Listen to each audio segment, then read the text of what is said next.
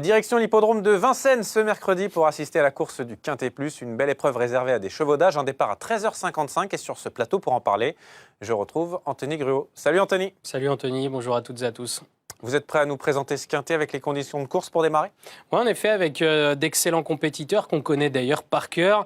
Une course sur 2850 mètres sur la grande piste pour des chevaux de 7 à 10 ans qui n'ont pas gagné 279 000 €. Vraiment une course très intéressante. Intéressante avec vraiment deux profils. D'un côté, des concurrents qu'on va pouvoir écarter très facilement, Ouais. derrière, et puis de l'autre, 4-5 favoris qui se détachent assez naturellement. C'est ça. Et parmi la première partie du tableau, on retrouve notamment le numéro 2, Diablo d'Airfray, pour qui ça s'annonce compliqué. Vous parliez de rayures, il en fait partie. Dream et Cadet sont des possibilités en bout de combinaison pour des accessibles, pourquoi pas. Ici, on retrouve Dream to Gis qui a joué de malchance, battu de pas grand-chose après avoir tardé à trouver le jour. C'est l'une des premières chances de cette course, d'autant plus qu'il s'entend bien avec Jean-Philippe Monclin. Diablo de Caponnet, ses débuts au trot monté étaient vraiment excellents. C'est un redoutable finisseur. Cheval qui a toujours bien fait quasiment sur le parcours. C'est une bonne chance. Eastwood Park a été déclaré non partant dernièrement, mais il est prêt et à 100% d'après son entraîneur. Il s'annonce redoutable. C'est un super sprinter.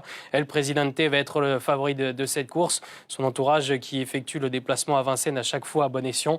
El Presidente qui reste sur plusieurs victoires et qui a déjà gagné sur le parcours. Il s'annonce redoutable. Oui, il est invaincu en 2 sorties sur les 2850 mètres de la grande piste. Et pour connaître ses ambitions, nous allons écouter tout de suite son entraîneur, Jean-Marie Roubaud. Maintenant, il a quand même 250 000 €. Alors, c'est pas comme quand il y avait 50 000 €. Pour trouver le bon niveau, il faut qu'il court.